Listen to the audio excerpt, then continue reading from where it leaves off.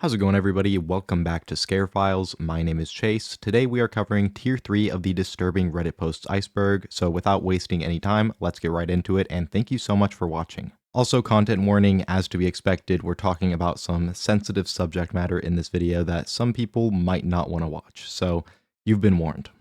The lamp story.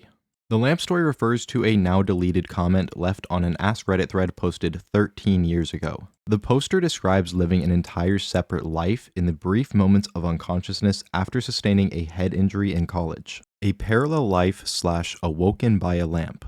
Throwaway account because this is really personal. My last semester at a certain college, I was assaulted by a football player for walking where he was trying to drive. Note that he was 325 pounds and I was only 120 pounds. While unconscious on the ground, I lived an entire different life. I met a wonderful young lady. She made my heart skip a beat and my face red. I pursued her for months and dispatched a few jerk boyfriends before I finally won her over. After 2 years, we got married and almost immediately she bore me a daughter. I had a great job and my wife didn't have to work outside of the house. When my daughter was 2, my wife bore me a son. My son was the joy of my life. I would walk into his room every morning before I left for work and doted on him and my daughter. One day, while sitting on the couch, I noticed that the perspective of the lamp was odd, like inverted. It was still 3D, but just wrong. It was a square lamp base, red with gold trim on 4 legs and a white square shade. I was transfixed. I couldn't look away from it. I stayed up all night staring at it. The next morning, I didn't go to work. Something was just not right about that lamp. I stopped eating. I left the couch only to use the bathroom at first. Soon I stopped that too, as I wasn't eating or drinking. I stared at the fucking lamp for 3 days before my wife got really worried. She had someone come and try to talk to me. By this time, my cognizance was breaking up and my wife was freaking out. She took the kids to her mother's house just before I had my epiphany. The lamp was not real. The house is not real. My wife, my kids, none of that is real. The last 10 years of my life are not fucking real. The lamp started to grow wider and deeper. It was still inverted dimensions. It took up my entire perspective and all I could see was red. I heard voices, screams, all kinds of weird noises, and I was becoming aware of pain. A fucking shit ton of pain. The first words I said were, "I'm missing teeth," and opened my eyes. I was laying on my back on the sidewalk surrounded by people that I didn't know. Lots were freaking out. I was completely confused. At some point, a cop scooped me up, dragged me across the sidewalk and grass, and threw me face down in the back of a cop car. I was still confused. I was taken to the hospital by the cop. Seems he didn't want to wait for the ambulance to arrive and given CT scans and shit. I went through about 3 years of horrid depression. I was grieving the loss of my wife and children and dealing with the knowledge that they never existed. I was scared that I was going insane as I would cry myself to sleep, hoping I would see her in my dreams. I never have, but sometimes I see my son, usually just a glimpse out of my peripheral vision. He's perpetually 5 years old and I can never hear what he says. Not really a disturbing one to start off tier 3, but definitely a really sad one. Like, I can't imagine having to come to terms with the fact that my wife and kids never actually existed. Anyways, on to the next one. Vag bacon. I really do not feel like talking about this one, and even if I did, there really isn't that much to say about it. On r/popping, a user with a very interesting username posted pictures of what came out of her on her period. What came out of her looked like a strip of bacon, and for whatever reason, she decided to fry it up. She even said that it smelled delicious and she was very tempted to take a bite, but she remembered where it came from and decided not to. Did she end up eating it? I guess we'll never know for sure, but honestly, I don't think I really want to. Scott Kleschult. This entry refers to a now deleted comment left on an Ask Reddit thread that was posted 9 years ago. To those who have accidentally killed someone, what went wrong? Like I said, the comment has been deleted, but luckily for us, everything is archived on the internet. In the comments, one user writes, "This still haunts me to this day. As kids, we had a hideout in this dirt cliff/cove. This is the best approximation I can find on Google, only 3 times taller and probably 10 times as wide. There was a neighborhood kid who, in hindsight, was probably mentally handicapped in some way, but to us, he was just the weird, creepy kid. This was the 80s and we weren't exactly raised politically correct.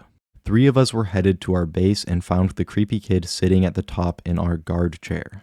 We yelled at him to get out, and he said something like "make me" and started lobbing dirt clods and sticks down at us. We all ran around the side to make our way up.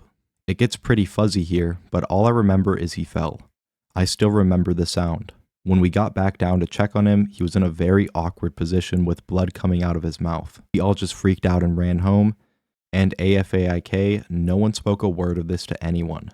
We didn't go back for over a month and never said a word of it between us. Again, this was the 80s, so media wasn't like today. Chances are it got a small article in the newspaper B section, missing mentally disabled child found dead after fall, or something like that. People on Reddit connected this comment to the disappearance of Scott Allen Cleeshult, a 9-year-old boy who went missing in 1988. Scott Cleeshult was last seen walking in his hometown of St. Charles, Missouri at around 5 p.m. Bloodhounds tracked Scott's scent for about 5 miles northeast of Fox Hill Road, then lost the trail. Scott has never been found, so obviously there's no way to say if this was him or not, but this one seems really shaky to me. It's definitely a reach. The only thing tying Scott Cleeshult into OP's story is that it happened in the 80s. The man who ate his foot. This entry refers to a post made on r/IMA 7 years ago by the user Incredibly Shiny Shart. Hi all, I am a man who ate a portion of his own amputated leg. Ask me anything. So the quick and dirty. About 2 years ago, I was hit on my motorcycle. They salvaged my foot, but I would never be able to walk on it. I elected to have it amputated. I asked the doctors to keep it. I signed some papers, I got it back, and with the help of some friends, cooked a portion of the tibialis anterior. This poster also linked images of his stump and the process of cooking up his foot into some delicious tacos. My mom poisoned me. This entry refers to a post made in r/offmychest 12 years ago. This is a throwaway account. Ever since I became an adult about a decade ago, my mother has been against me moving out of the house. I finally got a job as a line cook 3 years ago. My mother and the rest of my family, which includes my sister and father, has been against it, mainly saying that such a job cannot sustain me, which was true. They also said that I would hate working, which turned out to be false. About a year and a half later, I quit due to health reasons. The following spring, I got a new job as a computer programmer. While they seemed supportive at first, my mother and sister, who I lived with, gradually became hostile. Eventually, I moved out of the house. About a month later, I lost my job, and about 3 months later, moved back home. Everything was cool at first, but as I was getting calls from recruiters and going to job interviews, they gradually became more hostile again, accusing me of being distant and not caring for them. However, they seemed to be very controlling and hateful of the fact that I wanted to move out and wanted a decent job. So last month, I finally got that job as a programmer again, but it was out of town. I had just enough money to relocate to the new city. They became very hostile starting a few days before I left, accusing me of not loving them, of hating them. On the day before I was scheduled to leave, my mother gave me 2 of the styrofoam ramen noodle cups and tore that cardboard covering that normally comes with it and threw it away. I was suspicious that they would try to sabotage my life, so I was careful in not trying to anger them. She gave me a few more food items, which I didn't use, to take on the trip with me. When I finally arrived at my new city and entered my hotel room, I chilled out. I was to go to work the next day. So after the first day at work, I ate a cup of ramen noodles and felt ill. I knew that feeling because my sister fed me something that made me feel the same way in late 2011, which I then assumed was because of my recent illness. I felt weak, lightheaded, and short of breath. I drank water to make me feel better because that's what I did last time this happened to me. Over the week, my mother kept calling me, making sure to remind me to eat my ramen noodles. I was short on cash then, waiting for my first paycheck. I never told her that I ate it. I suspected that I had been poisoned, and after doing some Googling, believed it was cyanide. Now that is something that you should never have to think, that your own mother would do that to you. So I resisted that thought because I simply could not bear to think it. So I went to cyanidetest.com and ordered a kit, and I tried it. Now look at the graphics and the video on this page. I guess I am going to have to call the cops, and I will never speak to my family again. Update, 8:45 a.m. I am currently in Topeka, Kansas. I work downtown in a government office building, which has a police department. I visited the Capitol Police stationed here and spoke to an officer. I showed him the evidence, and he said that he could do nothing about it since the packaging was opened and might have been contaminated. So, does anyone have any ideas? Unfortunately, we never find out if OP was able to get any kind of justice after this, but what the fuck is wrong with her mom and her sister? Obviously, not everyone has a great family, but that is some serious psycho shit. The Butcher. We're skipping this one because I actually have no idea what it's referring to. Every time I try to look for it, it just keeps taking me to subreddits of meat. But I do know about this next one. The Whistler. The Whistler refers to another comment left on an Ask Reddit thread. This whole tier almost has been Ask Reddit threads. What is the creepiest thing that has ever actually happened to you? Bing Bong 1234 replied, I've been waiting a long time to tell Reddit the full story of The Whistler.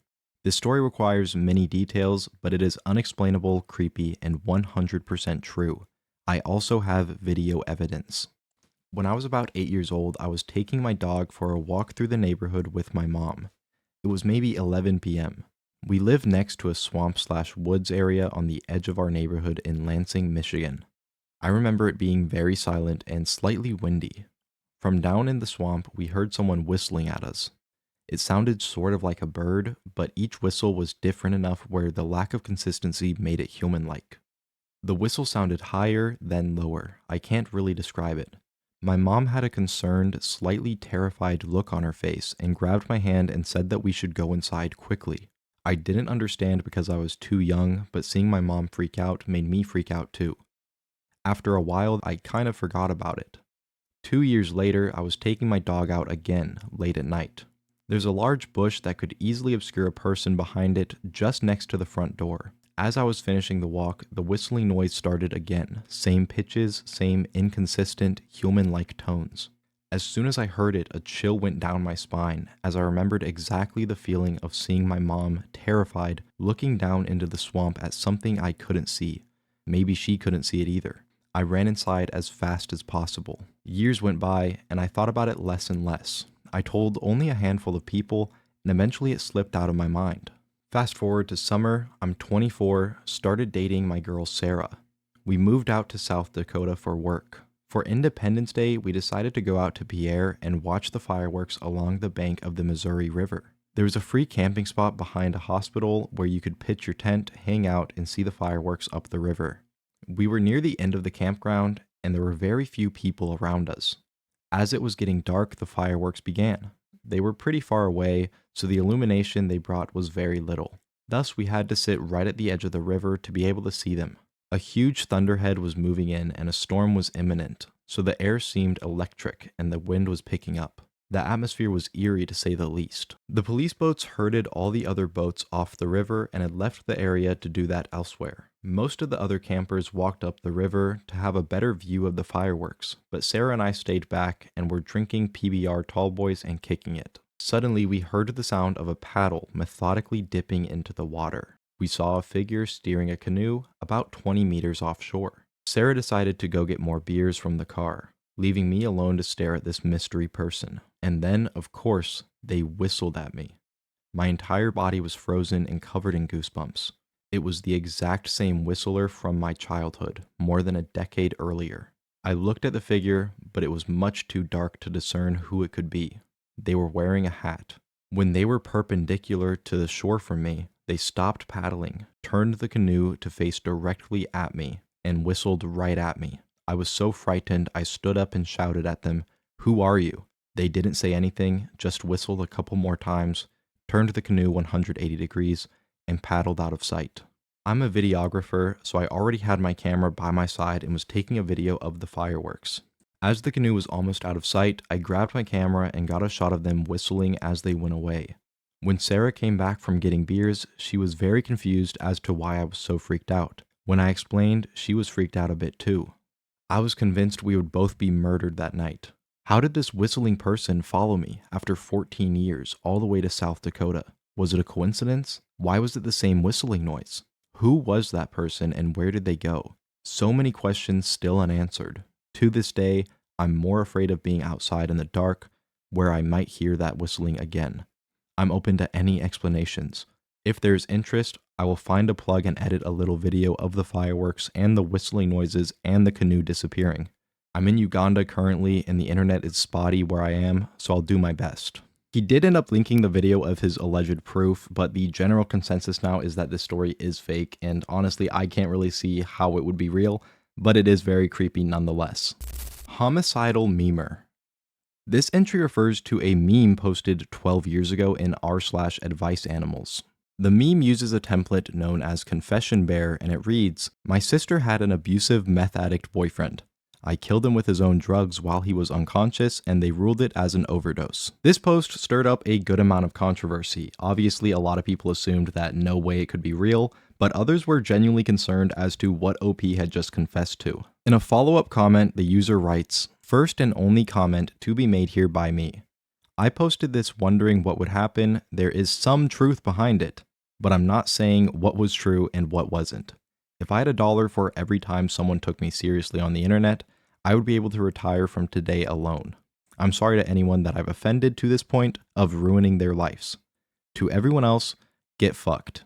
It's the damn internet. If you want to catch a murderer, get out of your house, put on some fucking tights, and go fight crime. I'm quite done with Reddit for tonight. Back to the shadows of lurking.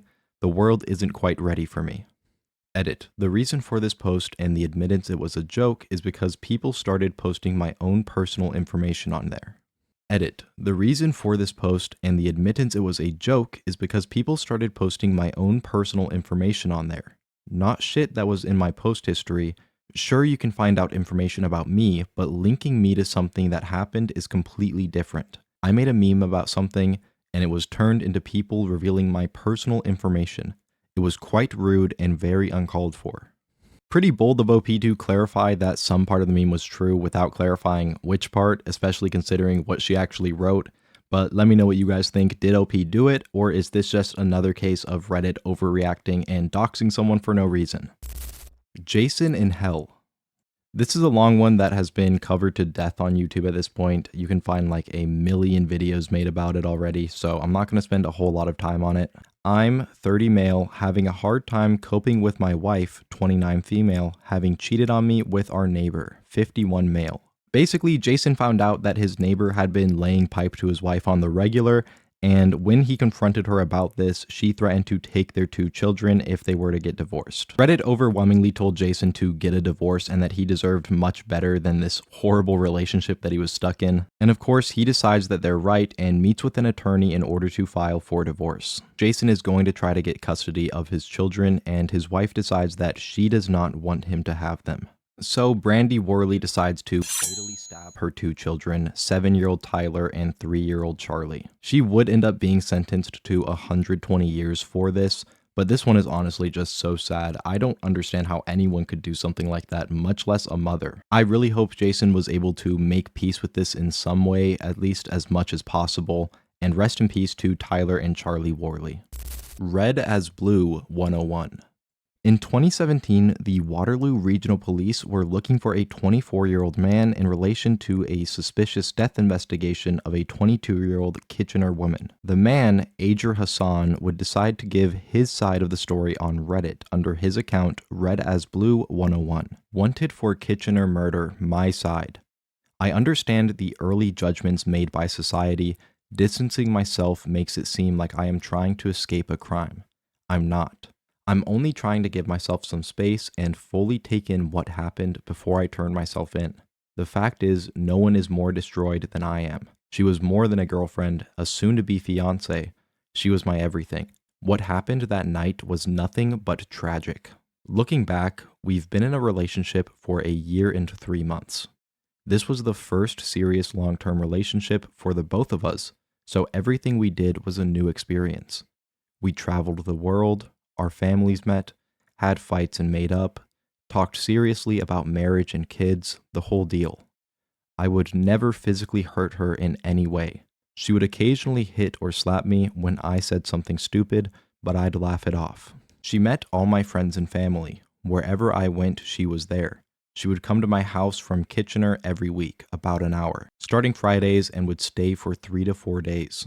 The last month of our relationship, I started asking her to give me some space so I can work on my job. She started coming less and less like I asked. During March, her friend Anna got pregnant. Melinda and Anna then moved in together because Anna has a big family and wanted privacy in case she keeps the baby. I never met any of Melinda's friends at this stage, 1.2 years in. She told me all her friends only use her. That part was incredibly clear to me. They would only contact her if they needed their hair done or had boyfriend problems, including Anna. 1.3 months in, April, Melinda and I got into an argument via text, and our relationship ended. I went to her apartment that day to try and talk. Every time I tried breaking up with her, she would call my mom or drive down to my house, so this time I figured I'd do the same. Upon arrival, I was confronted by Anna's brother and her boyfriend. A physical altercation took place and the police were involved.